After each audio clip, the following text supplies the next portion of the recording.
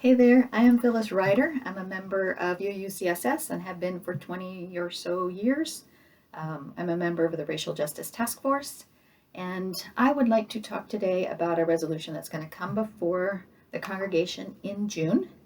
And it is a resolution for us to begin to deeply study the eighth principle with the goal that we as a congregation would adopt it in 2021. The eighth principle, if you don't know it, I'll just paraphrase. It basically says that we find spiritual wholeness by dismantling racism and other oppressions and building a diverse, racial, multicultural community, beloved community. And that part's really crucial to me. I wholeheartedly endorse this, and I've been thinking about that aspect of the spiritual component of this work and what it means to build a beloved community. I was on a call with the Racial Justice Task Force recently, and we were all checking in and talking about this pandemic. How does COVID-19 affect us? What are our daily lives like? How much fear is building up in us as we think about our relatives, our loved ones, people in our community? And it's hard. I have a sister who's a nurse. It's hard to think about every day my fear about that.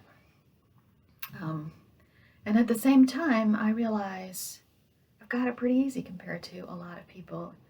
My white skin gives me privilege in this pandemic and makes it different for me even than it is for other people in our congregation. I can walk around with a mask on and go into a store and not worry that somebody's going to think I am a threat. That's not true for the Black members of our congregation, especially the Black boys and men.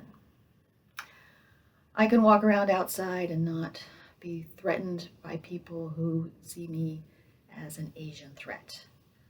That's not true for many people in our congregations from the Philippines, from China, from other places. So it's hard. I realize that suffering is different.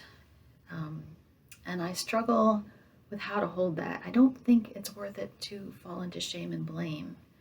There are hierarchies, but what do we do with that? How do we make it productive? That's hard work.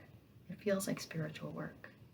It feels like if we have a community that is working to build a beloved community where we can all hold each other in compassion without skirting around these uncomfortable topics about race and class and difference, then I will grow more and more. I will grow in my compassion. That's what I seek. That is why I am endorsing the eighth principle.